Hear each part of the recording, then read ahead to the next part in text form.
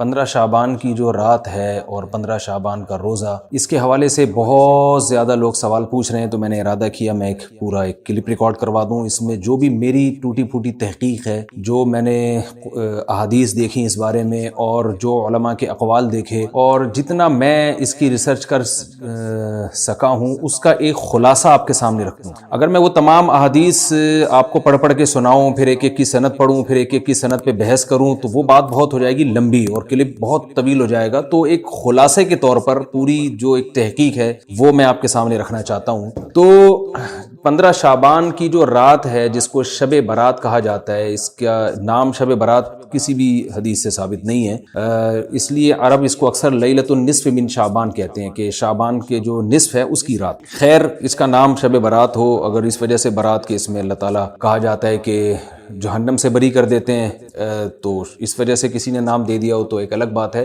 لیکن اس رات میں ہوتا کیا کیا ہے، لوگ کیا کیا کر رہے ہیں، اس کی کیا شرعی حیثیت ہے، تو میں نمبر وار انشاءاللہ اس کو تفصیل سے بیان کروں گا۔ کچھ چیزیں تو ایسی ہیں جو بالکل ہی غیر ثابت ہیں۔ ان میں اس رات میں مٹھائی، حلوہ یا مختلف قسم کے حلوے پکا کے لوگوں میں بانٹنا، اور اس رات میں نہا دھو کے تیار ہونا یا اچھے کپڑے پہننا، ان دو چیزوں کو پہلے میں انشاءاللہ بیان کروں گا۔ دیکھیے، اسلام میں راتوں کے تہوار کا کوئی تصور نہیں ہے۔ اسلام میں جتنے بھی تہوار ہیں وہ دن کی روشنی میں ہیں۔ عید الفطر، عید الاضحیٰ، یہ ہمارے دو تہوار ہیں جس میں ہم سیلیبریٹ کرتے ہیں ایک دوسرے کو، یہ دن کی روشنی میں ہمیں بتائے گئے ہیں۔ غیر مسلموں کے تہوار رات کو ہوتے ہیں، جیسے عیسائیوں کے تہوار کرسمس آپ دیکھیں رات کو ہوتا ہے۔ تو اس کی وجہ یہ ہے کہ اسلام نے دن کی روشنی میں تہوار رکھے ہیں۔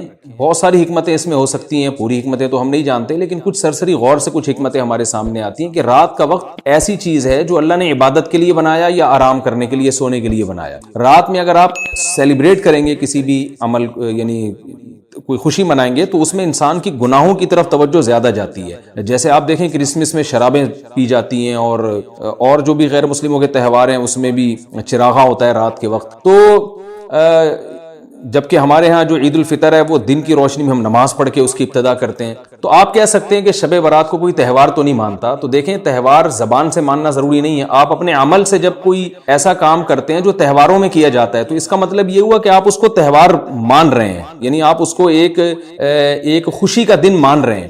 تو نہانا دھونا یا کھانے پکا کے لوگوں میں تقسیم کرنا یا خود کھانا، اور خاص طور پہ حلوہ یعنی میٹھا، یہ چیزیں تہواروں کے موقع پر ہوتی ہیں۔ جیسے ہم عید الفطر والے دن صبح سوئیاں بناتے ہیں، میٹھا بناتے ہیں، کھاتے ہیں، لوگوں کو کھلاتے ہیں، نہاتے ہیں، اچھے کپڑے پہنتے ہیں۔ جمعے والے دن بھی، جمعے میں بھی عید کا عنصر ہے حدیث میں، اس کو بھی عید قرار دیا، اس دن بھی ہم نہا دھو کے کپڑے پہنتے ہیں۔ تو جو لوگ 15 شعبان کی رات کو نہاتے دھوتے ہیں، اسپیشلی اس رات کو کہ بھئی آج کوئی تہوار ہے یا آج کوئی خوشی کا دن ہے، اور مٹھائیاں کھاتے ہیں یا حلوے پکاتے ہیں، تو وہ زبان سے اس کو تہوار نہ بھی کہیں، اپنے عمل سے یہ بتاتے ہیں کہ تہوار ہے، جبکہ یہ تہوار نہیں ہے۔ اسلام میں کوئی اس کی ایک ضعیف روایت بھی نہیں ہے کہ آپ صلی اللہ علیہ وسلم نے، میرے علم میں نہیں ہے، کم از کم ہو سکتا ہے کوئی موضوع من گھڑت روایت موجود ہو جس میں کوئی کہیں بھی نہیں ہے کہ آپ صلی اللہ علیہ وسلم نے اس رات کو ہمیں نہانے کا حکم دیا ہو، یا اچھے کپڑے پہننے کا حکم دیا ہو، یا کھانے پینے کا یا حلوے کھلانے کا، حلوے مانڈے کا ہمیں حکم دیا ہو۔ تو اللہ کا واسطہ یہ بدعت ہے، اس کو ختم کریں اپنے معاشرے سے۔ اور اسلام میں تہوار کا ٹائم دن میں ہوتا ہے۔ عید الفطر، عید الاضحیٰ ہے جس میں ہم دن میں قربانی کرتے ہیں اور کھاتے ہیں، پیتے ہیں، نہاتے ہیں، دھوتے ہیں۔ راتوں کے یہ کام نہیں ہے، رات کو آپ سوئیں یا عبادت کریں۔ تو ایک چیز تو یہ تھی جو میں بتانا چاہ رہا تھا۔ دوسری چیز، اس رات کو قبرستان جانا۔ دیکھیے، اس بارے میں حدیث پیش کی جاتی ہے، مشہور حدیث ہے، لوگ سنتے رہتے ہیں کہ نبی صلی اللہ علیہ وسلم رات کو اٹھے اور امی عائشہ رضی اللہ تعالیٰ عنہ بھی آپ کے پیچھے چلی گئیں، اور آپ صلی اللہ علیہ وسلم جنت البقیع میں مغفرت کی دعا مانگ کے تشریف لے آئے واپس۔ تو یہ حدیث انتہائی درجے کی ضعیف حدیث ہے، اور ایک تو ضعیف حدیث ہے، دوسری بات یہ کہ اگر ہم تھوڑی دیر کے لیے فرض کر لیں یہ صحیح حدیث ہے، اور ہم کہتے ہیں کہ بھئی نبی صلی اللہ علیہ وسلم نے یہ عمل کیا ہے، تو صحابہ میں سے کسی سے ضعیف حدیث سے بھی ثابت نہیں ہے کہ کوئی اس رات قبرستان گئے ہوں۔ حضرت ابو بکر کے بارے میں کوئی روایت نہیں ملتی کہ اس رات قبرستان گئے ہوں، حضرت عمر کے بارے میں کوئی روایت نہیں ملتی، یہ کسی ایک صحابی کے بارے میں نہیں۔ تو آپ مجھے بتائیں کہ یہ کیسی سنت ہے کہ جو صحابہ کی سمجھ میں نہیں آئی اور ہماری سمجھ میں آ گئی ہے؟ تو مشرکین مکہ یہ کہا کرتے تھے لو کان خیرن ما سبقونا الیہ، قرآن مجید کی آیت ہے کہ اگر یہ اسلام میں کوئی خیر ہوتی تو یہ صحابہ ہم سے پہل نہ کرتے، یہ صحابہ نے ہم سے پہل کیا ہے، اس کا مطلب ہے یہ اسلام خیر کا کام نہیں ہے۔ تو مشرکین کو صحابہ سے چونکہ نفرت تھی، اس لیے کہتے تھے کہ یہ چونکہ اسلام کو فالو کر رہے ہیں تو یہ اس کی علامت ہے کہ اسلام خیر نہیں ہے، کیونکہ خیر میں تو ہم صحابہ سے آگے ہوتے ہیں۔ اپنے بارے میں ان کا یہ اس خوش فہمی میں مبتلا تھے وہ۔ لیکن ہماری رائے کیا ہے؟ ہم یہ کہتے ہیں کہ لو کان خیرن لسبقونا الیہ، وہ کہتے تھے لا سبقونا، ہم کہتے ہیں لسبقونا، کہ اگر کوئی بھی خیر کا کام ہے تو صحابہ ہم سے ضرور اس میں پہل کریں گے، یہ ہو نہیں سکتا کہ خیر کا کام ہم کریں اور صحابہ نے نہ کیا ہو۔ تو اسی طرح میں یہ عرض کرتا ہوں کہ دیکھیں اگر قبرستان جانا اس رات میں سنت عمل ہوتا تو صحابہ یقیناً جایا کرتے، کوئی ایک صحابی تو گیا ہو، یہ کیسی بات ہے جو صحابہ کی سمجھ میں نہیں آئی اور ہماری سمجھ میں آ رہی اور ہم قبرستان جا رہے ہیں اس رات کو۔ چلیں اگلا اسٹیپ تھوڑی دیر کے لیے فرض کر لیتے ہیں کہ نبی صلی اللہ علیہ وسلم جو ایک رات قبرستان گئے، فرض کر لیں وہ حدیث بھی صحیح ہے، یہ بھی فرض کر لیں کہ صحابہ اگرچہ نہیں گئے مگر ہم صحابہ سے بھی زیادہ آگے نکلنے کی کوشش کرتے ہیں اور صحابہ کو سمجھ میں نہیں آیا، ہمیں سمجھ میں آ گیا، تو چلیں فرض کر لیں تھوڑی دیر کے لیے کہ اس رات کو جانا ہم سنت مان لیتے ہیں، آپ کے دلائل ہم مان لیتے ہیں اور صحابہ کی سمجھ میں نہیں آئے لیکن ہماری سمجھ میں زیادہ آ رہا ہے، ہم فرض کر لیتے ہیں، مان لیتے ہیں کہ اس رات قبرستان جانا سنت ہے۔ تو آپ مجھے بتائیں نبی نے جو عمل جس طرح سے کیا ہو اس طرح سے سنت ہوگا یا آپ اپنی طرف سے، جس کو ہم پشتوں میں کہتے ہیں اخپل طریقے سے کرنا سنت ہے؟ نبی نے فجر کی 2 رکعتیں پڑھی ہیں اور ہر رکعت میں 2 سجدے کی ہیں، آپ اگر فجر کی 3 رکعتیں پڑھیں گے تو کیا نماز ہو جائے گی آپ کی؟ اب آپ دلیل میں یہ کہیں کہ نبی نے فجر کی نماز پڑھی ہے تو مجھ پر بھی لازم ہے، تو بھائی نبی نے پڑھی ہے تو جیسے نبی کے پڑھنے سے آپ پر پڑھنا لازم ہو گیا تو جس طرح سے پڑھی ہے اسی طرح پڑھنا لازم ہوگا، اخپل طریقے سے پڑھنا لازم نہیں ہوگا۔ تو اسی طرح یاد رکھیں، فرض کر لیں کہ نبی قبرستان گئے ہیں اور یہ قبرستان جانا سنت ہے، تو نبی کس طرح گئے ہیں اور کتنی دفعہ گئے ہیں؟ نبی رات کو چپکے سے اٹھ کے گئے ہیں، کوئی کسی کو آپ نے جمع نہیں کیا، کسی کو بتایا تک نہیں، جو اس حدیث سے پتا چل رہا ہے ہمیں، اگرچہ یہ ضعیف حدیث ہے لیکن فرض کر لیں یہ صحیح ہے، تو کہیں پتہ بھی نہیں چل رہا، چپکے سے قبرستان گئے اور چپکے سے واپس آئے اور پوری زندگی میں ایک دفعہ گئے، جبکہ ہمارے ہاں ہر سال قبرستان میں لوگ جا رہے ہیں، جب بھی شب برات آتی ہے لوگ قبرستان جاتے ہیں ہر سال، نبی ایک دفعہ گئے اور آپ ہر سال جا رہے ہیں۔ نمبر 2، جاتے جتھوں کی شکل میں، نبی تو چپکے سے گئے ہیں، تو آپ رات کو 2-2:30 بجے ذرا چپکے سے اٹھیں اور تنہائی میں جب قبرستان میں وحشت ہو اور اندھیرا ہو اور وہاں قبرستان جائیں، اتنا دم ہے آپ میں، تو ہم کہیں گے بھئی آپ نے نبی کی سنت کو زندہ کیا ہے۔ لیکن آپ تو جتھوں کی شکل میں جا رہے ہیں، نہا دھو کے جا رہے ہیں، خوشبو لگا کے جا رہے ہیں، تیار ہو کے جا رہے ہیں، اور جو کچھ وہاں خرافات ہو رہی ہیں قبرستان میں وہ تو ساری دنیا کو معلوم ہے، میلے ٹھیلے لگے ہوئے ہیں وہاں پہ، گولے گنڈے بک رہے ہیں، برگر بک رہے ہیں، گول گپے بک رہے ہیں وہاں پہ، اور پھول الگ بک رہے ہیں، ہار پھول قبروں پہ چڑھانے کے لیے۔ کیا بدماشی ہے یہ، کیا منہ دکھائیں گے رسول اللہ صلی اللہ علیہ وسلم کو قیامت کے دن؟ آپ کے سامنے کیا وہ حدیث نہیں ہے کہ نبی صلی اللہ علیہ وسلم نے فرمایا کہ روایت میں آتا ہے کہ کچھ لوگ قرب میدان حشر میں آئیں گے تو ان کے چہرے ایسے ہوں گے جیسے میری امت کے چہرے ہوتے ہیں، میری امت کی شکل ہوتی ہے، حدیث کا مفہوم میں بیان کر رہا ہوں۔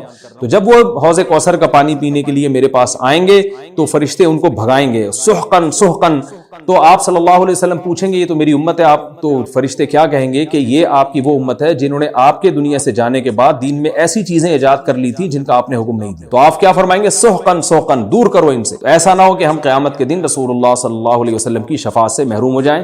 تو اللہ کا واسطہ قبرستان مت جائیں اس رات، گھر میں بیٹھیں آرام سے، یہیں بیٹھ کے میت کے لیے مغفرت کی دعا کریں، اور اگر آپ سمجھتے ہیں نہیں یہ حدیث بالکل صحیح ہے اور جانا لازمی ہے تو پھر تنہائی میں جائیں، ایسے قبرستان کا انتخاب کریں جہاں آپ کے علاوہ کوئی بھی نہ ہو، اور پھر چپکے سے جائیں اور پتلی گلی سے واپس آ جائیں آپ۔ اگرچہ ہم تو اس کو بھی نہیں مانتے لیکن اگر کرنا ہے تو پھر اس طریقے سے عمل کریں، اگر آپ حدیث کو فالو کرنا چاہتے ہیں آپ اپنے خیال کے مطابق۔ تو یہ 2 باتیں ہو گئی۔ ایک تیسری چیز کیا ہے؟ کیا قرآن اس رات میں نازل ہوا ہے اور تقدیر کے فیصلے اس رات میں ہوتے ہیں؟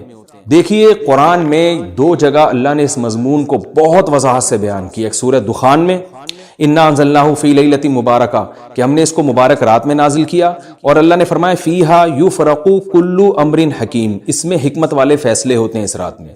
دوسری جگہ 30ویں پارے میں سورہ قدر میں اللہ نے فرمایا انا انزلناہ فی لیلۃ القدر، ہم نے اس قرآن کو لیلۃ القدر میں نازل کیا، اور اس میں بھی اللہ نے فرمایا تنزل الملائکۃ فیہا کہ فرشتے اس رات میں اترتے ہیں باذن ربہم من کل امر، تمام قسم کے معاملات لے کے۔ تو یہاں بھی اللہ بتا رہے ہیں کہ جو 1 سال کے فیصلے جس رات میں ہوتے ہیں اور فرشتوں کے حوالے کیے جاتے ہیں وہ رات، اور قرآن کے نازل ہونے والی رات ایک ہی ہے، یہ الگ الگ راتیں نہیں ہیں. اور سورہ قدر میں اللہ نے فرما دیا واضح لفظوں میں کہ وہ لیلۃ القدر کی رات ہے. تو اتنی وضاحت کے بعد پھر یہ کہنا کہ اس رات میں قرآن نازل ہوا تھا، جبکہ اس کے بارے میں کوئی صحیح حدیث موجود بھی نہیں ہے، ضعیف یا موضوع روایتیں ہیں، تو یہ بالکل قرآن پر میں سمجھتا ہوں کہ یہ ٹھیک نہیں ہے، بالکل دلیل کے لحاظ سے یہ کمزور بات ہے. اگرچہ بعض علماء اس طرف گئے ہیں اور انہوں نے تعویل کی ہے، انہوں نے یہ تعویل کی ہے کہ قرآن جو ہے آسمان دنیا پہ آیا لیلۃ القدر میں، اور وہاں سے جو نیچے نزول شروع ہوا ہے وہ شب برات میں ہوا ہے. لیکن یہ تعویل عقل سے بعید ہے اور اس تعویل کی ہمیں ضرورت بھی نہیں ہے. دو صحیح حدیثیں ٹکرا رہی ہوں یا قرآن کی آیت کسی ایسی متواتر حدیث سے ٹکرا رہی ہو تو پھر تو وہاں ہمیں تطبیق دینے کی ضرورت پیش آتی ہے، جب قرآن کے مقابلے میں کوئی حدیث ہی نہیں ہے، صحیح حدیث بھی نہیں ہے. حالانکہ قرآن کے مقابلے میں تو فقہا کہتے ہیں کہ اگر صحیح حدیث بھی ہو، متواتر نہ ہو، صحیح حدیث بھی ہو تو وہ بھی ظنی ہوتی ہے، تو اس حدیث کو رد کیا جائے گا، قرآن میں تعویل نہیں کی جائے گی. لیکن یہاں تو صحیح حدیث بھی نہیں ہے، یہاں تو ایک ضعیف روایت ہے اور ضعیف اقوال ہیں، آپ اس کو کیسے قرآن کے مقابلے میں لا سکتے ہیں؟ تو جو بالکل بے غبار بات ہے وہ یہی ہے کہ اللہ تعالیٰ نے قرآن مجید کو لیلۃ القدر میں نازل کیا، جو رمضان کے آخری عشرے میں ہوتی ہے، اور اسی لیلۃ القدر میں فیصلے بھی ہوتے ہیں. اور بعض لوگ کہتے ہیں اس میں حرج کیا ہے کہ ہم 15 شعبان کو بھی فرض کر لیں، اس میں قرآن نازل ہوا اور لیلۃ القدر میں بھی. بھائی اس سے لیلۃ القدر کی ویلیو کم ہوتی ہے. اللہ تو لیلۃ القدر کی ویلیو بڑھا رہے ہیں کہ یہ ایسی رات ہے جس میں ایک سال کے فیصلے بھی کر دیے جاتے ہیں اور اس میں قرآن مجید کا نزول بھی شروع ہوا. تو جس رات کو اللہ نے جو پروٹوکول دیا ہے وہی پروٹوکول اس کو دینا چاہیے، آپ اس کو کسی اور رات کو نہ دیں وہ پروٹوکول. تو یہ تیسرا مسئلہ ہوا. پہلا مسئلہ حلوے مانڈے کا اور نہانے دھونے کا، وہ بھی غلط ہے. دوسرا مسئلہ قبرستان جانے کا، وہ بھی ٹھیک نہیں ہے. تیسرا مسئلہ کہ اس رات میں قرآن نازل ہوا اور فیصلے ہوتے ہیں، یہ تیسری بات بھی غلط ہے. نہ تو اس رات میں قرآن نازل ہوا اور نہ اس رات میں فیصلے ہوتے ہیں. چوتھی چیز کہ کیا اس رات کی میں عبادت کی کوئی فضیلت ہے سرے سے یا نہیں ہے، یہ ایک علمی مسئلہ ہے. تو اس بارے میں خوب اچھی طرح سمجھ لیں کہ اس بارے میں جتنی بھی احادیث ہیں جو اس رات کی فضیلت کے بارے میں ہے کہ بنو کلب کی بکریوں کے برابر مغفرت ہوتی ہے اور بکریوں کے بالوں کے برابر، اور یا جو بھی اس بارے میں روایات ہیں کہ سب کی بخشش ہو جاتی ہے سوائے اس شخص کے جو کسی کے دل میں کینہ رکھتا ہے. تو یہ جتنی اس رات کی فضیلت میں احادیث ہیں، تو ایک بات تو خوب اچھی طرح سمجھ لیں، اس پر تمام محدثین کا، جہاں تک میں نے دیکھا ہے، تمام محدثین کا اتفاق ہے کہ اس کی فضیلت میں صحیح حدیث ایک بھی نہیں ہے. اس رات کی فضیلت میں ایک بھی صحیح حدیث موجود نہیں ہے. لیکن ضعیف روایتیں اتنی کثرت سے ہیں کہ ایک الگ محدثین کا اصول ہے کہ جب ضعیف روایتیں کی سندیں زیادہ ہو جائیں تو وہ حسن بن جاتی ہے، یعنی قابل قبول ہو جاتی ہے وہ، کیونکہ بہت ساری کمزور چیزیں مل کے اس میں کچھ قوت پیدا کر دیتی ہیں. تو اب جن علماء نے احادیث کے ضعف کی طرف دیکھا کہ ایک بھی صحیح روایت نہیں ہے، انہوں نے اس رات کا بالکل انکار کر دیا کہ اس رات کی سرے سے کوئی فضیلت نہیں ہے. لیکن جن علماء نے اصول حدیث کی طرف دیکھا اور فقہ کے ایک اصول کی طرف دیکھا کہ کثرت روایات درجہ حسن تک پہنچ جاتی ہیں، ضعیف روایات، تو انہوں نے کہا کہ بالکل اس رات کی فضیلت کا انکار ہی سرے سے کر دینا یہ غلط ہے. تو جمہور اس طرف گئے ہیں کہ اس رات کی فضیلت کا بالکل انکار کر دینا یا اس کی عبادت کی فضیلت کا بالکل انکار کر دینا یہ ٹھیک نہیں ہے. لیکن کچھ علماء، وہ بھی بڑے محقق علماء ہیں، وہ اس طرف گئے ہیں کہ اس رات کی سرے سے کوئی فضیلت اسلام میں ہے ہی نہیں. اب میں دونوں طرف کے علماء کا کچھ تھوڑا سا تجزیہ پیش کرتا ہوں. تو جو علماء یہ کہتے ہیں کہ اس رات کی فضیلت ہے اور فضیلت میں کثرت سے روایات ہیں اور اس میں بڑے بڑے علماء داخل ہیں، امام شافعی رحمہ اللہ تعالی جیسے مجتہد بھی ہیں جو اس رات کی فضیلت کے قائل ہیں.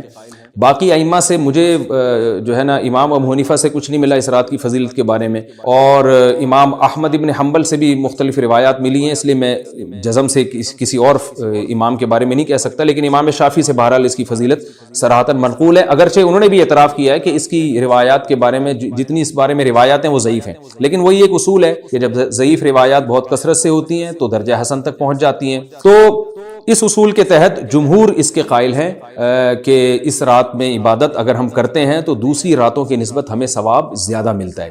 لیکن جو بعض دوسرے علماء جو بالکل ہی اس رات کی فضیلت کے منکر ہیں، ان کے دلائل میں یہ ہے کہ یہ بات اگرچہ درست ہے کہ اگر ضعیف روایات کثرت سے ہوں تو وہ درجہ حسن تک پہنچ جاتی ہیں، لیکن وہ کہتے ہیں کہ کچھ قرائن ایسے ہیں جن قرائن سے پتہ چلتا ہے کہ جو ہے ان قرائن کو اگر سامنے رکھا جائے تو وہ ان کی رائے یہ ہے کہ پھر ان کا خیال یہ ہے کہ ان کا رجحان اس طرف ہے کہ اس رات کی سرے سے کوئی فضیلت نہیں ہے۔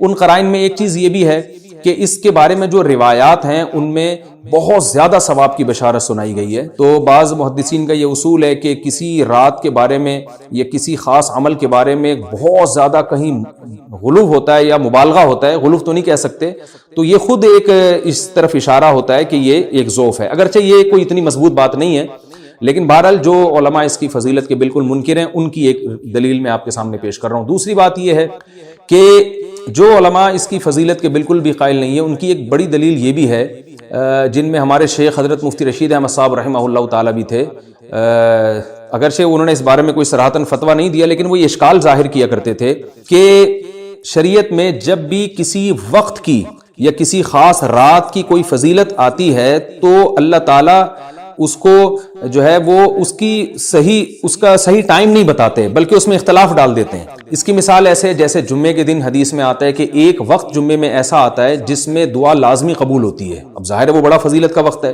تو وہ وقت ہمیں متعین طور پہ بتایا نہیں گیا ہے، اس لیے علماء کا اس میں اختلاف ہوا، بعض نے کہا عصر کے بعد، بعض نے کہا کہ 2 خطبوں کے درمیان۔ لیلۃ القدر کو دیکھ لیں، لیلۃ القدر کی فضیلت میں قرآن بھی ہے، بہت ساری احادیث ہیں، لیکن لیلۃ القدر کی رات ہے کون سی یہ اللہ نے اس میں ابہام ڈال دیا۔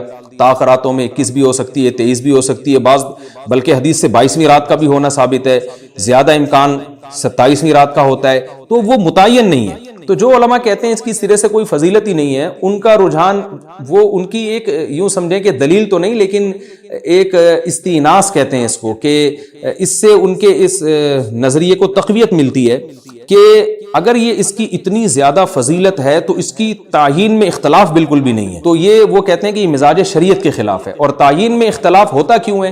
علماء نے بیان کیا اگر لیلۃ القدر کو متعین طور پہ بیان کر دیا جاتا نا کہ یہی لیلۃ القدر ہے تو بہت ساری اس میں جو ہے نا حکمتیں فوت ہو جاتی، جن میں ایک یہ بھی کہ اس رات میں جہاں عبادت کا ثواب بہت ہے گناہ کا عذاب بھی بہت ہے، پھر اگر اس رات میں کوئی گناہ کرتا تو وہ اللہ کے عذاب سے نہ بچ پاتا، کیونکہ وہ اللہ متعین کر دیا کہ یہ لیلۃ القدر ہے، تو کیسے تم اس میں گناہ کر رہے ہو؟ اب معاملہ اللہ نے مبہم رکھ دیا کہ بھئی یہ بھی ہو سکتی ہے تو اگلے دن بھی ہو سکتی ہے۔ اور ایک فائدہ یہ بھی اس میں رکھا متعین نہ کرنے میں کہ لیلۃ القدر انہی کو ملے جو تلاش کریں، جو پورا عشرہ جاگیں گے ان کو لیلۃ القدر ملے گی۔ اگر اللہ اسپیسیفک دن بتا دیتا کہ 21ویں ہے، 23ویں ہے یا 25ویں ہے یا 22ویں ہے تو بہت سارے لوگوں کو لیلۃ القدر مل جاتی، تو اللہ نے جو مبہم رکھا ہے نا، تو ایک رات کی فضیلت اللہ نے بڑھا دی مگر اس کی تعیین میں ابہام پیدا کر دیا تاکہ جو پورا عشرہ جاگے گا اسی کو لیلۃ القدر ملے گی، اس کے علاوہ ہر آدمی کو نہ ملے۔ وہ ایک اللہ کی ایک حکمت ہو سکتی ہے اس میں۔ تو یہ 2 حکمتیں ہیں کہ اس میں گناہ اگر کوئی کرے تو اس پر عذاب نہ آ جائے، کیونکہ اگر متعین کر دیا جائے گا تو پھر گناہ کیسے تم کر رہے ہو اس رات میں، تو اللہ نے اس میں بھی ابہام پیدا کر دیا۔ جو گناہ کرنے والا ہے اگرچہ وہ بڑا گناہ گار ہے اس رات میں، چاہے وہ رمضان کا آخری عشرے میں کسی رات میں بھی گناہ کرتا ہے، لیکن کم از کم اتنا عذر تو ہے کہ اس کو کیا پتا تھا کہ یہ آج لیلۃ القدر ہوگی۔ تو جو 15 شعبان کی رات ہے اس کی بہت زیادہ فضیلت ہے، تو پھر یہ رات کو متعین کیوں کر دیا گیا؟ یہ ان علماء کی دلیل میں بیان کر رہا ہوں جو اس کی فضیلت کے بالکل بھی قائل نہیں ہیں، لیکن بہرحال حقیقت یہ ہے کہ جمہور علماء اس کی فضیلت کے قائل ہیں، کیونکہ یہ جو میں نے دلائل دیے وہ علماء جو اس کی فضیلت کے سرے سے منکر ہیں ان کے یہ دلائل کو ہم دلیل نہیں کہیں گے بلکہ استئناس کہیں گے، کہ استئناس کہتے ہیں کہ ایک چیز استدلال نہیں ہے بلکہ ان اپنے نظریے کی تقویت کے طور پر ایک چیز کو پیش کر دینا جس سے یہ لگتا ہو کہ واقعی یہ صحیح کہہ رہے ہیں، اس کو استئناس کہتے ہیں، میں جو آسان لفظوں میں سمجھانے کی کوشش کر رہا ہوں۔ اور ایک استدلال کہتے ہیں کہ ایک ریسرچ کو، ایک پوری تحقیق کو۔ تو جمہور کا مذہب ایک اصول پر مبنی ہے کہ بھئی اتنی ساری روایات ہیں اور ضعیف ہیں، ان میں ٹھیک ہے کچھ موضوع بھی ہیں لیکن بہت ساری ایسی ہیں جو موضوع بھی نہیں ہیں، تو ضعیف روایات ہیں، جب اتنی کثرت سے ہیں اور اس میں ہے بھی عبادت کا تذکرہ تو عبادت کرنے میں کوئی حرج بھی نہیں ہے، تو لہذا انہوں نے اس کو جو ہے نا اس کو دلیل بنایا ہے اور اصول کے لحاظ سے یہ بات درست ہے۔ تو اس اصول کو اگر کوئی فالو کرنا چاہے تو اس رات کی عبادت اس کے لیے بالکل ٹھیک ہے اور اللہ کی رحمت سے امید ہے کہ اس میں اس کو ثواب زیادہ ملے گا۔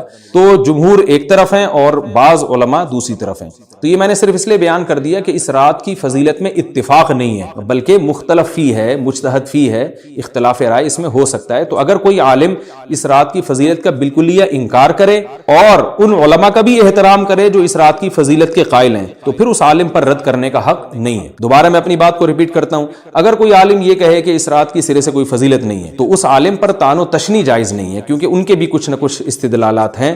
ہاں، اگر کوئی عالم اس رات کی فضیلت کا انکار کر کے جمہور کے مذہب کو بالکل غلط قرار دیں اور اس عمل کو یہاں اس رات کی عبادت کو بالکل بدعت قرار دیں، اور جو اس رات میں عبادت کر رہے ہیں یا اس کی فضیلت کے قائل ہیں ان کو بدعتی قرار دیں، تو یہ غلو ہو جائے گا، یہ زیادتی ہو جائے گا، زیادتی ہو جائے گی، جو کہ بالکل غلط ہے۔ کیونکہ جب دونوں طرف دلائل ہیں تو اعتدال والی رائے اختیار کرنی چاہیے، اور کسی ایک طرف بہت زیادہ جھکاؤ یا کسی ایک کو 100% غلط قرار دے دینا، بدعتی قرار دے دینا، یہ درست نہیں ہے۔ تو ہماری قوم میں ایک مزاج ہے کہ بس اپنی رائے کو مسلط کرتے ہیں اور دوسرے کی رائے کو مانتے ہی نہیں۔ تو عوام کے لیے کیا ہے؟ لوگ کہتے ہیں مفتی صاحب کنفیوز کر دیا آپ نے، تو لٹکا کے چھوڑ دیا ہمیں۔ بھائی میں کنفیوز نہیں کر رہا، عوام جمہور کے مذہب کو فالو کرے گی، جمہور میں بڑے بڑے علماء ہیں، وہ اس کی فضیلت کے قائل ہیں اور وہ اس کے قائل ہیں کہ اس رات میں عبادت کرنی چاہیے، تو آپ جمہور کے مذہب کو فالو کر سکتے ہیں۔ تو اب یہ بات تو ہو گئی جمہور کا مذہب، میں نے آپ کو بتایا کہ وہ اس رات میں فضیلت کے قائل ہیں کہ اس رات میں عبادت کرنی چاہیے، لیکن کیسے کرنی چاہیے اس پر تمام علماء کا اتفاق ہے کہ مسجد میں جتھے بنا کے جانا یا اجتماعی عبادت کرنا یہ بالکل بدعت ہے، بالکل ناجائز ہے۔ اسی طرح کوئی مخصوص قسم کی نماز پڑھنا کہ پہلی رکعت میں یہ والی صورت، تو دوسری میں یہ والی صورت، تو تیسری میں یہ والی صورت، یہ بالکل بدعت ہے۔ صلاۃ التسبیح کی جماعتیں بدعت ہیں۔ تو ایک ہی راستہ ہے آپ کے پاس، آپ عبادت کرنا چاہتے ہیں تو انفرادی طور پر ایسے عبادت کریں جیسے عام دنوں میں آپ عبادت کرتے ہیں، ویسے ہی نماز پڑھیں جیسے عام دنوں میں نماز پڑھتے ہیں۔ کوئی مخصوص صورتیں، مخصوص رکعتیں نہیں ہیں، جتنی اللہ توفیق دے تنہائی میں آپ 2 رکعتیں، تہجد کی 4 رکعتیں، 6 رکعتیں، 8 رکعتیں، 16 رکعتیں، جتنی اللہ توفیق دے آپ رات کو کھڑے ہو کر انفرادی نماز پڑھیں، دعائیں مانگیں اللہ تعالیٰ سے، قرآن کی تلاوت کریں، تسبیحات کریں، جتھے نہ بنائیں مسجد میں، چراغاں نہ کریں، بتیاں نہ لگائیں، قبرستانوں پہ رش نہ کریں، یہ سب ناجائز اور سب حرام ہے، گناہ ہے، اس کا اسلام میں کوئی تصور نہیں۔ کرنا ہے تو صرف ایک کام آپ کر سکتے ہیں کہ صرف عبادت کریں، اور اللہ کی رحمت سے امید کی جا سکتی ہے کہ اللہ تعالیٰ اس رات میں آپ کو عبادت کا دوسری راتوں کی نسبت ثواب عطا فرمائے گا۔ کیونکہ آپ اگر جمہور علماء کو فالو کر رہے ہیں تو ہمیں یعنی جن کے پاس علم نہیں ہے تو ان کو علماء ہی کو فالو کرنے کا اللہ نے حکم دیا ہے، تو آپ جمہور علماء کی رائے پر عمل کرتے ہوئے اگر عبادت کرنا چاہیں تو اللہ کی رحمت سے امید ہے کہ انشاءاللہ آپ کو ثواب ملے گا۔ لیکن عبادت کا کوئی مخصوص طریقہ ہرگز نہیں ہے۔ پمفلٹ بٹ رہے ہوتے ہیں کہ یہ والی صورت پڑھنے سے یہ ہو جائے گا، تو یہ والی صورت پڑھنے سے یہ ہو جائے گا، یہ بالکل غلط ہے۔ تو انفرادی عبادت ہوگی اور ایسے ہی عبادت کا طریقہ ہوگا جیسے پورے سال ہوتا ہے، نماز اسی طرح پڑھی جائے گی جیسے پورے سال پڑھی جاتی ہے، دعائیں مانگی جائیں گی، اپنے طور پر اجتماعی سطح پہ کوئی عمل نہ کیا جائے۔ سیاست کا حصہ ہے۔ زبانوں پہ کیا کرو؟ کنٹرول۔ زبان پہ کنٹرول کرو، زبان سے نہ کسی کی مخالفت میں حد سے آگے نکلو، نہ کسی کی حمایت میں حد سے آگے نکلو، کنٹرول۔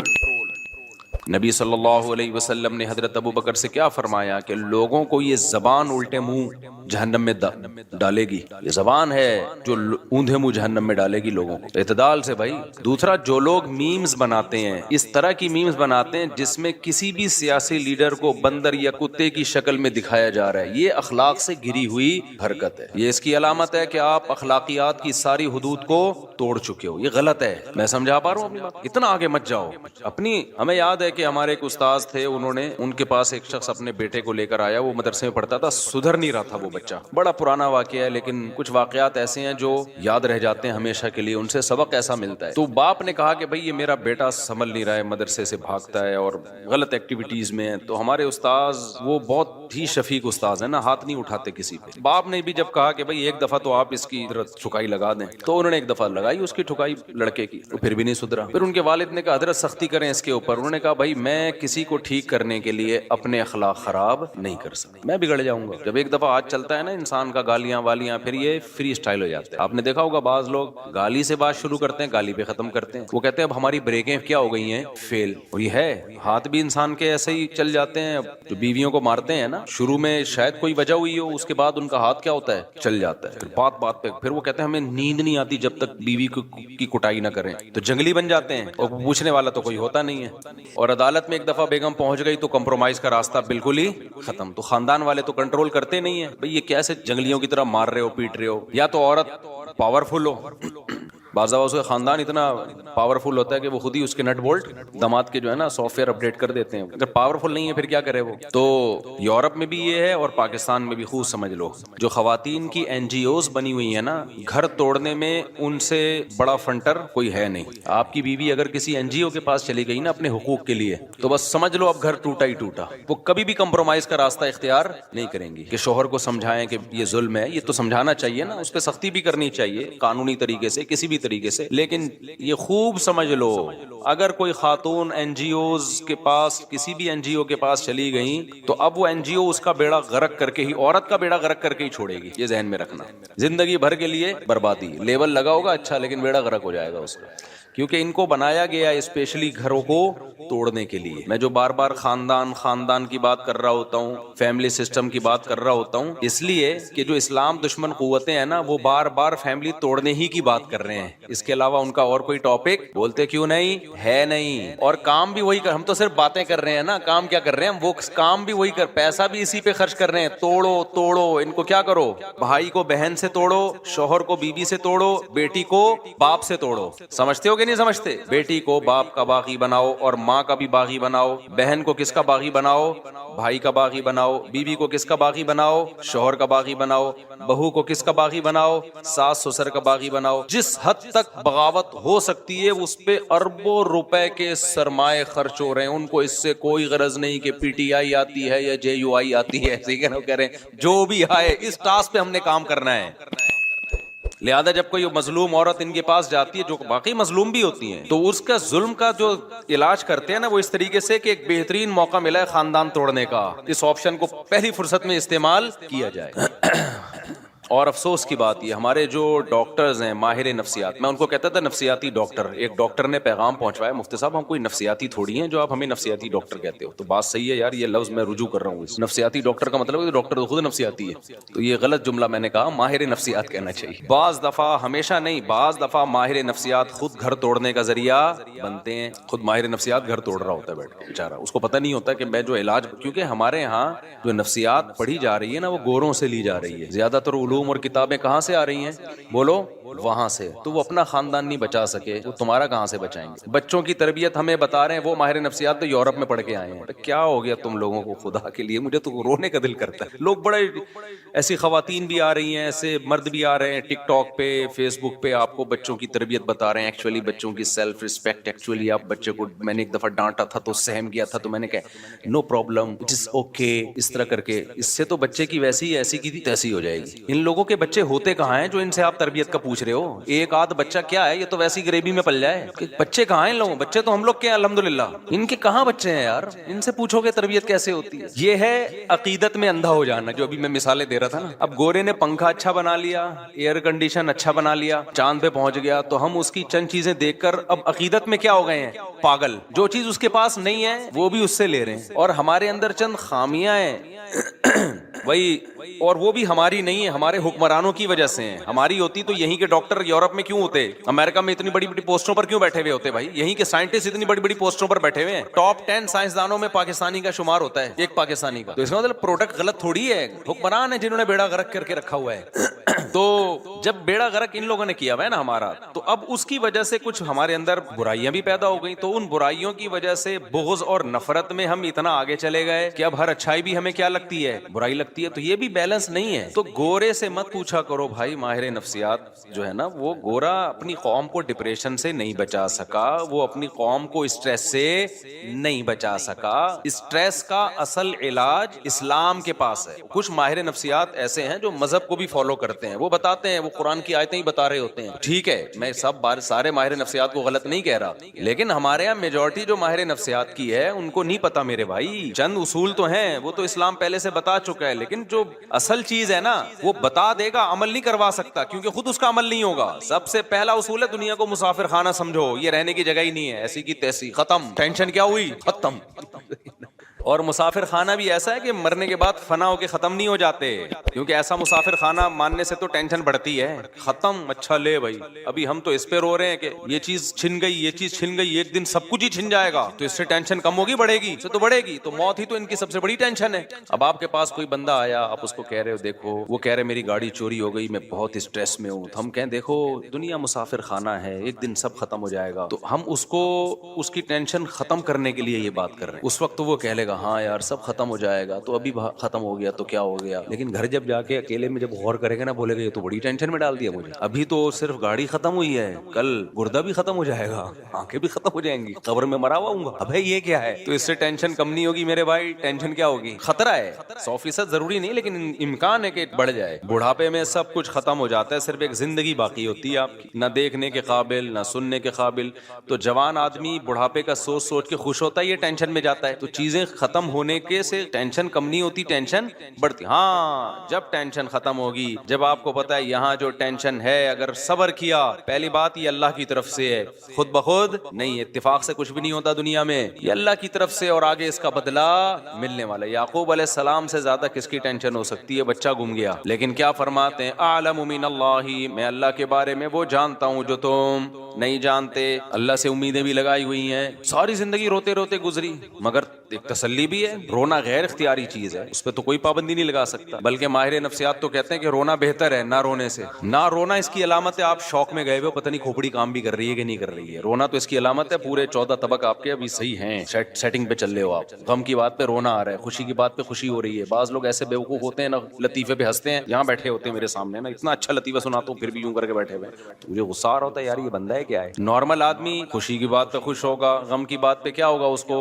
غم ہوگا, رو کے اظہار بھی ہوگا اس کے غم کا. تو یہ تو حصہ ہے زندگی. اس سے آگے جب معاملہ بڑھتا ہے تو وہ خراب ہو جاتا ہے معاملہ. وہ معاملہ کیا ہو جاتا ہے؟ خراب. تو یعقوب علیہ السلام کو کیسی تسلیاں تھیں, موسیٰ علیہ الصلوۃ والسلام کتنی پریشانیوں میں. قوم جب کہتی ہے ہم تو اے موسیٰ تیرے آنے سے پہلے بھی اوذینا من قبل ان تأتینا ومن بعد ما جئتنا, اے موسیٰ تیرے آنے سے پہلے بھی مصیبتوں میں تھے, تیرے آنے کے بعد بھی مصیبتیں کم نہیں ہوئی بلکہ اور بڑھ گئیں. موسیٰ علیہ السلام نے فرمایا عسیٰ ربکم, اللہ سے امید ہے وہ تم پر رحم کرے گا, ویستخلفکم فی الارض, اور صرف مصیبتیں دور نہیں کرے گا, تمہیں زمین کی حکومت دے دے گا. ارے بھائی غلام قوم ہے اور الیکشن کا بھی رواج نہیں تھا, تو کیسے حکومت آ جائے گی؟ اللہ سے امید ہے. استعینوا باللہ واصبروا, اللہ سے مدد طلب کرو, صبر کرو. ان الارض للہ, یہ تسلی کا جملہ ماہر نفسیات کے پاس جو گوروں سے متاثر ہوتے ہیں ان کے پاس یہ جملہ نہیں ہے. ان الارض للہ, زمین کا مالک کون ہے؟ اللہ. تو جس کا مالک ہے وہ اٹھا کے دے دے گا. اب دیکھو ایک بات ہے, آپ کسی ایک بہت بڑی خوبصورت لینڈ کروزر میں گھوم رہے ہو, یا آپ کا دشمن گھوم رہا ہے V8 میں گھوم رہا ہے, آپ کا دشمن, آپ اسے دیکھ دیکھ کے جل رہے ہو, حسد کھا رہے ہو, ہائے ہائے ہائے ایک تو میرا دشمن, میں گدھے پہ اور یہ اتنی بڑی گاڑی میں. ایک بندہ آ کے کہتا ہے بھائی یہ گاڑی میری ہے اور تو میرا ماموں ہے, فکر نہ کر یہ میں اس سے لے کے تجھے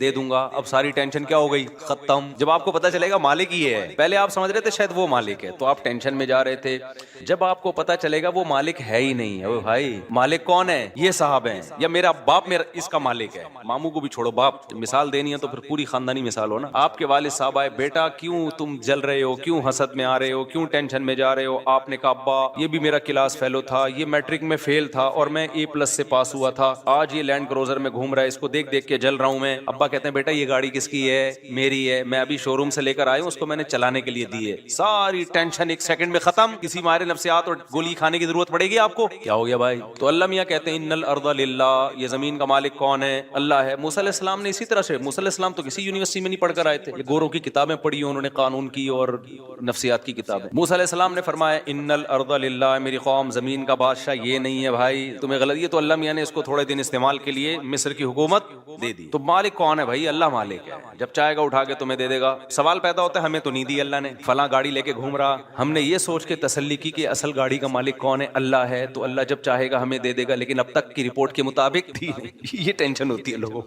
لوگ کہتے ہیں میں اپنے میرا دوست میٹرک میں فیل تھا, آج 1000 گز کا ڈیفنس میں اس کا بنگلہ ہے اور میں وہی نالے کے اوپر میرا چھوٹا سا جھونپڑا ہے. میں نے مفتی صاحب کا بیان سنا تھا کہ اللہ تعالیٰ کہتا ہے کہ بنگلے کا مالک کون ہے؟ اللہ ہے, جس کو چاہتا ہے دے دیتا ہے. تو میں اسی امید پہ خوش ہو گیا تھا بغیر گولی کھائے, ڈپریشن کی گولی کھائے بغیر, کہ بھائی اصل مالک تو اللہ جب چاہے گا مجھے دے دے گا. اب تک کی رپورٹ کے مطابق مجھے وہ ملا نہیں ہے. لوگ پھر اس ٹینشن میں جا رہے ہوتے کہ بنی اسرائیل کو تو مل گئی حکومت, ہمیں تو نہیں ملی, ہم کیسے تسلی میں آئے, اور آئندہ ملنے کا کوئی چانس بھی نظر نہیں آ رہا.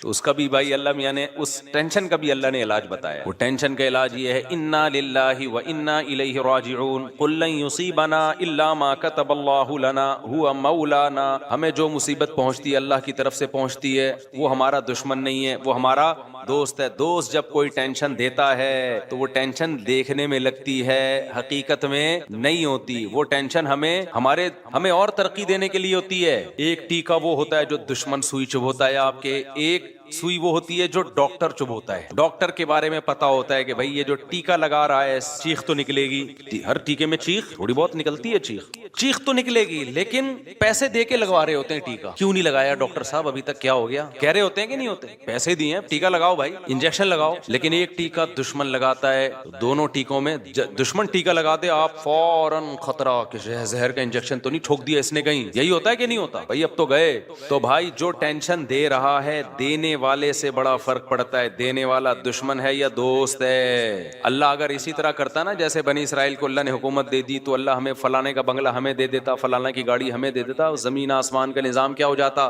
برباد. اللہ کہتے ہیں دار الامتحان ہے, یہاں کسی کو دے کے آزماؤں گا اور کسی سے لے کے آزماؤں گا. جو صبر کرے گا تو اللہ کہتے ہیں وَلِلَّهِ مِيرَاثُ السَّمَاوَاتِ وَالْأَرْضِ, سب کچھ میرا ہے. یہ جو ڈیفنس میں 1000 گز کا بنگلہ جس کو تم دیکھ کے سمجھ رہے ہو یہ اس کا ہے, یہ اس کا نہیں ہے, تو ٹینشن تو بڑھ گئی نا, یہیں سے ختم ہو گئی ٹینشن. بھائی اس کا ہے ہی نہیں, بیوقوف آدمی کا.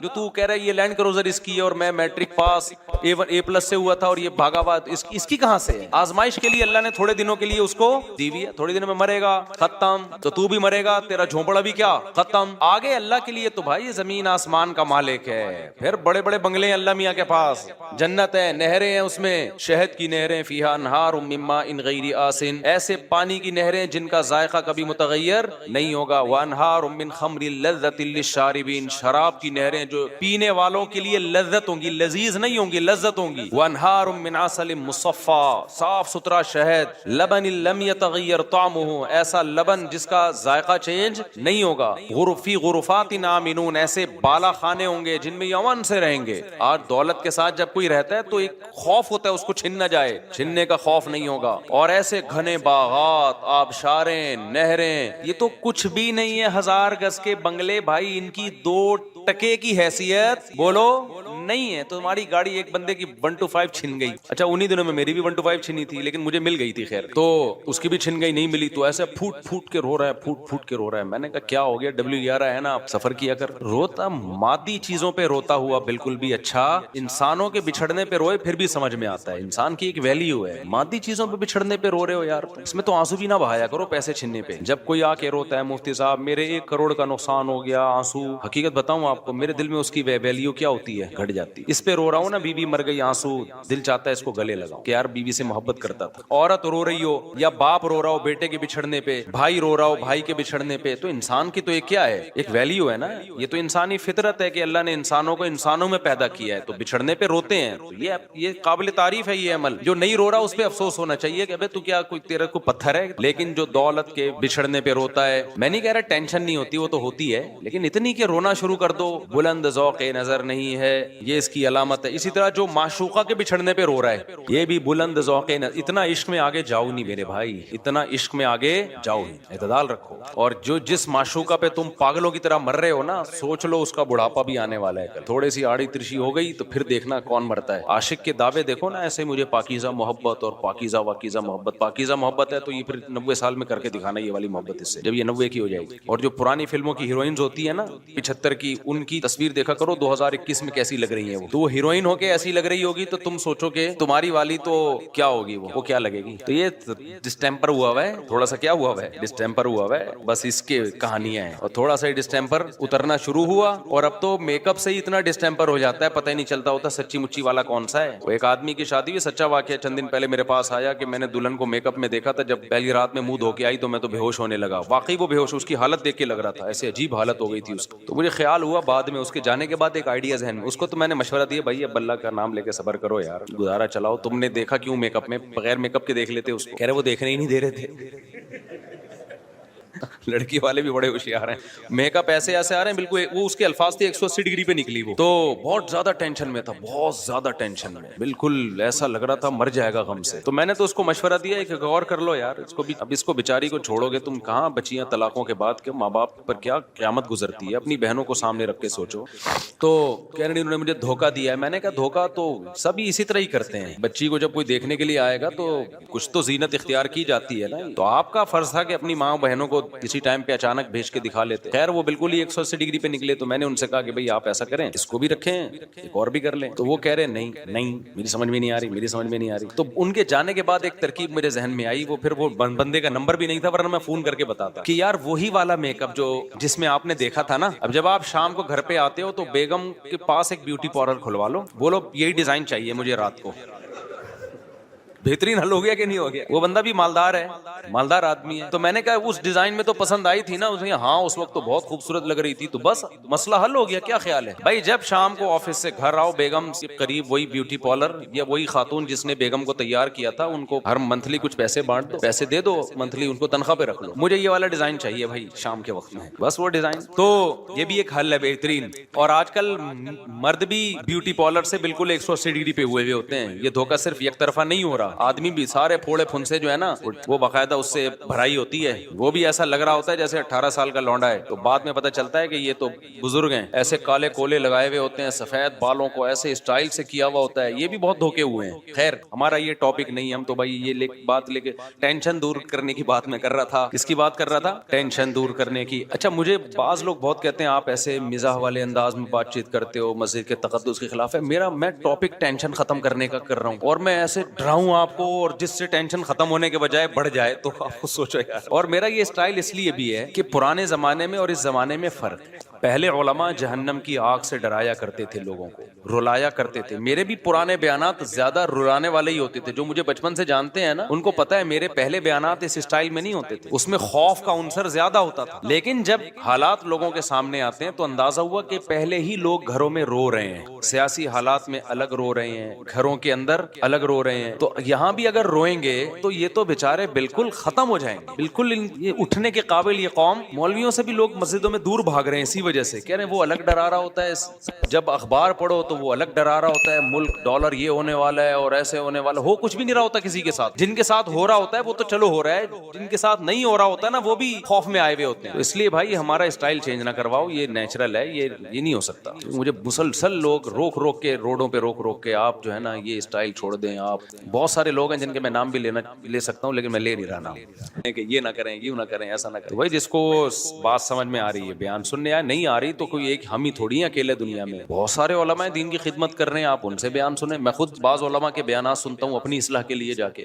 میں جب اجتماع میں جاتا ہوں تو آپ لوگوں کی اصلاح کے لیے تھوڑی جاتا ہوں تبلیغ اجتماع میں, تو اپنی اصلاح کے لیے جاتا ہوں. آپ بزرگوں کے بیانات سننے جاتا ہوں, اپنی اصلاح نیت ہوتی ہے میری. تو اچھا بات یہ چل رہی تھی کہ بھائی کیا بات چل رہی تھی, ٹینشن تو اصل ٹاپک نہیں تھا اصل.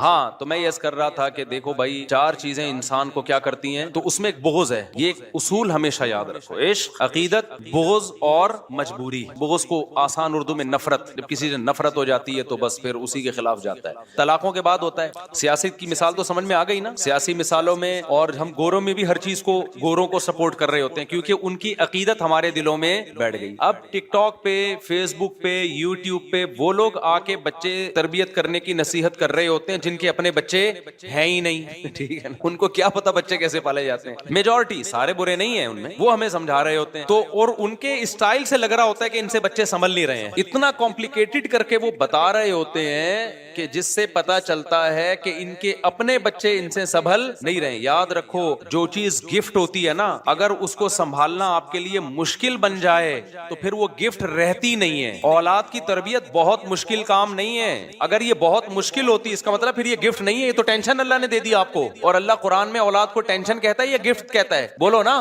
گفٹ. یہب لمن یشاء اناسا, اللہ کہتے ہیں جس کو چاہتا ہوں بیٹیاں گفٹ دیتا ہوں. دیکھو ایک گفٹ ہوتا ہے آپ کو کسی نے مٹھائی کا ڈبہ لا کے دے دیا, تھوڑا سا تو اس کو بھی سنبھالنا پڑتا ہے, فریج میں رکھ دو خراب نہ ہو جائے. ہر گفٹ کو تھوڑا سا تو سنبھالنا. یہ جو بچے بگڑتے ہیں نا ان کے اکثر بگڑتے ہیں جو تھوڑا سا بھی نہیں سنبھال رہے ہوتے. چرسیوں میں بیٹھ رہے, ہیروئن میں بیٹھ رہے, ان کو فکر ہی نہیں ہے, ٹائم ہی نہیں دے رہے بالکل ان کو, یا بدتمیزی سے ان سے بات کرتے ہیں, ان کے اخلاق خراب کر دیے. بعض دفعہ ماں باپ اپنے بچوں سے بھی کبھی تمیز سے بات نہیں کر رہے تو ہر دفعہ طنز والا لہجہ ہوتا ہے, بگاڑتے ہیں باقاعدہ. اب مجھے بتاؤ مٹھائی کا ڈبہ کوئی گفٹ دے کے گیا آپ کو تو اس کو تھوڑا سا تو سنبھالنا پڑے گا آپ کو. یار فریج میں رکھ دو, ایک ہفتے کے اندر اندر کھا لو, یہی ہوگا نا. اور ذرا ٹائم پہ کھاؤ, ایسا نہ ہو کہ 6 لڈو کھا لیا آپ نے, ایک دم شوگر ہائی ہو گئی, یہ پیٹ خراب ہو گیا, ایک کھا لو 2 کھا لو. ہر گفٹ کو تھوڑا سا سنبھالنا پڑتا ہے, لیکن بہت زیادہ سنبھالنا پڑ جائے تو وہ گفٹ نہیں رہتا, وہ ٹینشن ہے. مثال کے طور پر مٹھائی کے بجائے کوئی گرنیڈ گفٹ میں دے کے چلا گیا, ڈبہ کھولا تو 6 گرنیڈ ہیں, اس میں پن نکلی ہوئی ہے, اور کہہ رہے یہ ضرورت پڑنے پہ آپ کے کام آئے گا. کبھی دشمن سے مقابلہ ہوا, آپ کہو کہ میرے کام بعد میں آئے گا, یہ مجھ پہ پہلے پھٹے گا, فوراً آپ رابطے کر رہے ہو کبھی ماہرین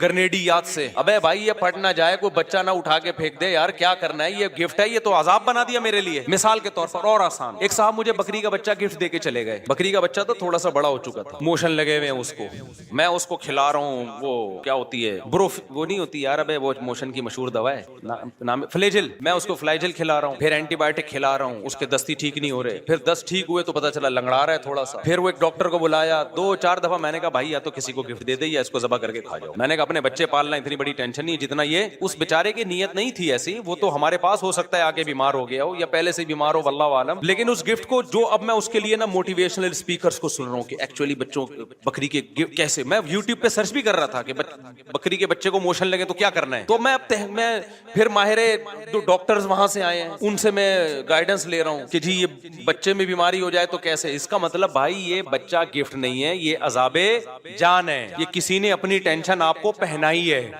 بعض دفعہ یہ ہوتا ہے کہ گفٹ کا لیبل ہوتا ہے لیکن ٹینشن آپ کو بولو پہنائی جا رہی ہوتی ہے. کہ یار مفتی صاحب کو شوق ہے یہ بسم اللہ ہی اللہ اکبر پڑھ کے, تو اللہ تعالیٰ نے اولاد کو گفٹ قرار دیا ہے. کیا قرار دیا ہے؟ اس کی تربیت کوئی بہت راکٹ سائنس کی ضرورت نہیں ہے, ورنہ یہ گفٹ نہیں ہے, یہ عذاب جان ہے. تبھی تو ان لوگوں نے راکٹ سائنس رکھا ہوا ہے اس کی تربیت میں نا, تبھی ان کے 2 ہوتے ہیں, 2-3 کہ بہت مشکل کام ہے, اس کو بہت زیادہ مشکل ہے, تبھی اولاد کو بوجھ بھی سمجھتے ہیں. ایسا بالکل بھی نہیں ہے. چند چیزیں ہیں بچے کی تربیت میں, وہ کر لو, پھر غالب یہی ہے کہ انشاءاللہ نیک بچہ بنے گا. پھر بھی بگڑ جائے تو وہ تو 100% تو بھائی گارنٹی کسی کی بھی نہیں ہوتی. نوح علیہ السلام کا بچہ بھی تو بگڑ گیا تھا نا. تو چند چیزیں ہیں, چند چیزیں کیا ہے, بچے کو برے ماحول میں بیٹھنے بول لو نا یار, اس کی دوستیاں مت, اور دوستیاں زیادہ خراب ہوتی ہیں اسکولوں میں. بعض دفعہ اچھے اسکول میں بچہ بگڑ, یاد رکھو اسکولوں کا سسٹم نہ ہوتا نا تو سب نیک ہوتے, یہ تو میں لکھ کے دے دوں آپ کو. اسکول اور کالجز اگر نہ ہوتے تو ہم ایجوکیشن حاصل کرتے نہ کرتے, ٹھیک ہے ایجوکیشن میں بھی, لیکن نیک سب ہوتے, یہ ذہن میں رکھنا. ہمارے اسکولنگ سسٹم اور کالج اور یونیورسٹیوں کا جو سسٹم چل رہا ہے نا, وہ سسٹم نہیں ہے, وہ سسٹم ہے. تو بچوں کی تربیت کا مسئلہ بھی اتنا زیادہ اس کو کمپلیکیٹڈ نہیں بنائے, ورنہ یہ نعمت نہیں ہے. یہ کیا, تبھی تو ان سیکولر لوگوں کے 2-3 ایکچولی پالنا بہت مشکل, ایکچولی صرف بچے پیدا ہی نہیں کرنے ہوتے, ایکچولی ایک بچے کو وہ چاہیے, وہ کیا کہتے ہیں, ہمیں تو وہ بھی نہیں پتا کیا چاہیے ان کو.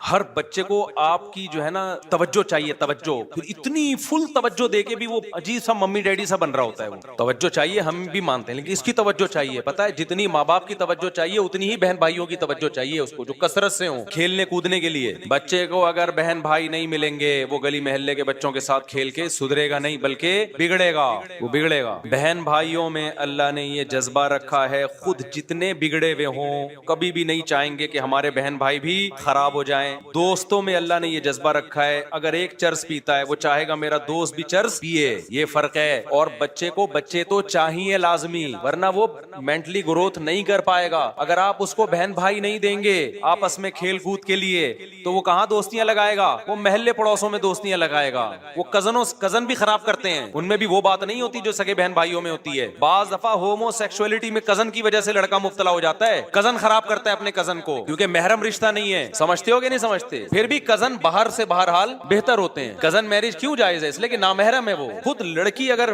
ہے تو اس کو بھی تو اپنے کزن سے بچانا ہوتا ہے. بعض دفعہ وہ اس کو غلط استعمال کر سکتا ہے. سب سے مقدس رشتہ ہے لڑکے اور بچے اور بچی کے لیے اس کے بہن بھائی, وہی آپ نے شارٹ کر دی ہے. تو کیا بچے کو بچے کی ضرورت ختم کر دو گے آپ؟ اس کی فطرت چینج کر دو گے؟ نہ نہ نہ. بچہ اس فطرت کو لے کے آیا ہے کہ اس کو بچے چاہیے, وہ نیچر ختم نہیں کر سکتے آپ. بہن بھائی آپ نے کنٹرول کر کے 2 کر دی 1 کر دیا تو نتیجہ کیا نکلے گا؟ وہ اپنی پیاس کہاں سے بجھائے گا؟ اڑوس پڑوس کے لونڈے لپاڑوں سے, جن میں ایک بھی خراب ہوگا تو آپ کے بچے کو خراب کرنے کی بولو کوشش کرے گا. اور آگے جو سائیڈ افیکٹ ہیں بڑھاپا میں جو بربادیاں, نہ بہویں ہوں گی, نہ داماد ہوں گے, نہ خاندانی برباد, تو آپ تنہائیاں تنہائیاں تنہائیاں. بچے مارتے پیٹتے بھی ایک دوسرے کو, وہ بھی ٹھیک ہے ان کے لیے, برداشت پیدا ہوتی ہے. اکلوتے کو تو آپ ساری اس کی چاہتیں پوری کرو گے آپ, تو لاڑ پیار میں بگڑے گا وہ. بھائی دیکھو فوج کو تیار کیا جاتا ہے بارڈر پہ لڑنے کے لیے, تو فوجیوں کا ممی ڈیڈی بنایا جاتا ہے یا ٹھڈے مارے جاتے ہیں. اس سے میں نہیں کہہ رہا کہ اپنے بچوں کو ٹھڈے مارو آپ, کیونکہ آپ کو بارڈر پہ لڑنے کے لیے تھوڑی تیار کر رہے ہو ان کو. لیکن دنیا میں کیا ہمیشہ اس کو پھول ملیں گے؟ کانٹے اس کی زندگی میں کبھی نہیں آئیں گے. تو ان کانٹوں کے لیے کیا ٹریننگ کی ہے آپ نے؟ کیا دنیا میں کوئی ایسا شخص جس کی ساری چاہتیں پوری ہو رہی ہوں؟ بولو نا. کہیں چاہتیں پوری ہوتی ہیں, کہیں کیا کرنا پڑتا ہے. تو چاہتیں ساری پوری تھوڑی ہوں گی, زندگی میں مسائل بھی آئیں گے. اس مسائل سے نمٹنے کے لیے آپ نے کیا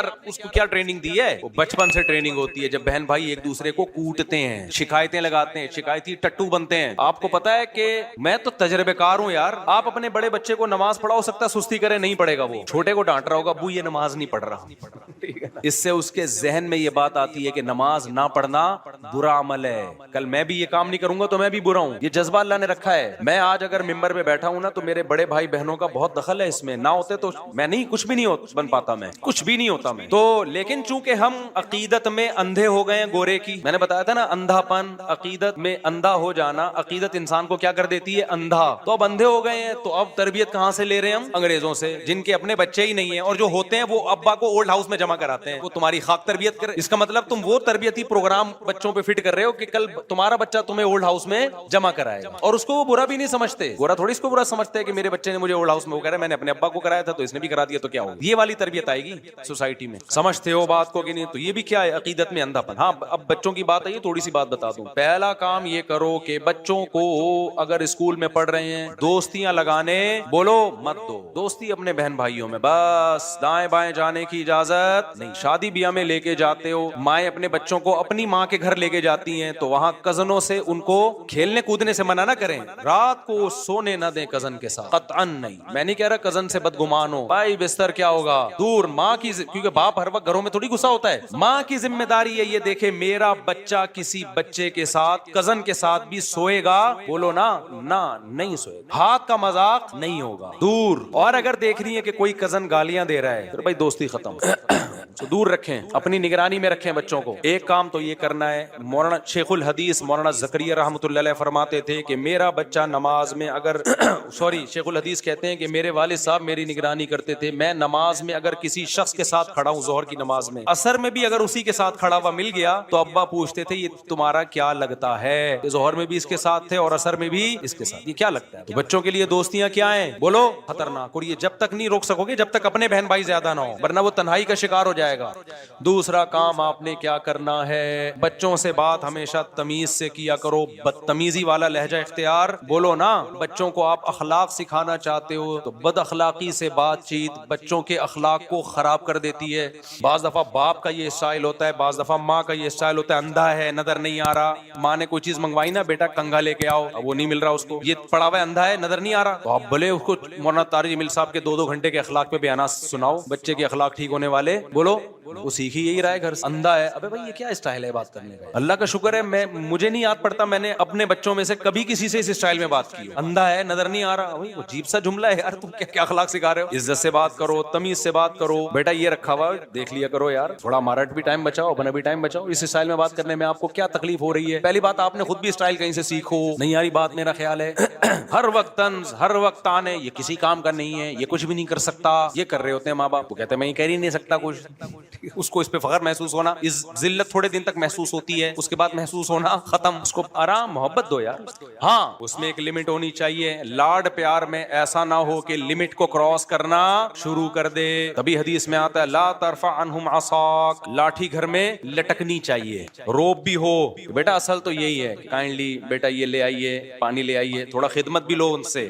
گدھا نہیں بنا کے رکھو لیکن ان سے خدمت. گھر میں بیٹھے ہوئے ہو, اپنے بچوں سے بولو بیٹا پانی لے کر آؤ. اتنا زیادہ ان کو رسپیکٹ دینا کہ اپنا باپ بنا کے رکھ لینا. اس سے بچہ کیا ہوگا, بگڑے گا. تمیز, الفاظ تمیز کیوں, بیٹا ذرا پانی لے آؤ, ابے پانی لاؤ, یہ اسٹائل ہوتا ہے. لے تو پھر بھی آئے گا, خدمت کا جذبہ بھی پیدا ہوگا, اخلاق کی ایسی کی تیسی بغاوت پیدا ہوگی. بیٹا جاؤ پانی لے کر آؤ, شاباش. ایسے شاباش کا لفظ بول دو آخر میں. کائنڈلی لگا دو, ڈیفینس والے کائنڈلی لگائیں, ہم لوگ شاباش لگاتے ہیں چونکہ ابھی پرانے لوگ ہیں. تو سمجھتے ہو کہ نہیں سمجھتے. اور اس سے خدمت لو, یہ تو فرض ہے. ماں کو چاہیے باپ کی خدمت لے, باپ کو چاہیے بچوں سے کس کی خدمت لے, ماں. ماں کھانا پکا رہی ہے, باپ کو چاہیے بیٹی کو بولے بیٹا تمہاری ماں کب سے گھنٹے سے کچن میں کھڑی ہوئی ہے, تمہارا فرض بنتا ہے. وہ الٹا رہا ہے, صحیح ہے نا. جب باپ خدمت لیتا ہے اولاد سے تو ماں بولتی ہے ابھی تو آ کے اسکول سے بیٹھے ہیں, تھکے ہوئے ہیں, آپ نے بھی ان کو بس ہر وقت. اس سے بچے کے دل میں باپ کے خلاف بغاوت کے جذبات پیدا ہوتے ہیں. سمجھتے ہو کہ نہیں سمجھتے ہو. خیر اب یہ ٹاپک بڑا لمبا ہے, ابھی میں کیا کس سے لے کے بیٹھ گیا. ابھی تو میں جو اصل ٹاپک ہے اس کو سمیٹتا ہوں. تو مطلب کہ راکٹ سائنس نہیں ہے, چند چیزوں کا خیال کرنا پڑتا ہے. پھر بھی بگڑ جائے تو بگڑنے دو, ایسی کی تیسی. کیا کریں اب, یہی تھوڑی کہ پورا دماغ اسی پہ خرچ کر دیں. اس لیے میں کہتا ہوں اتنے بچے پیدا کرو, 2-4 اسپیئر میں بگڑنے کے لیے بھی رکھو.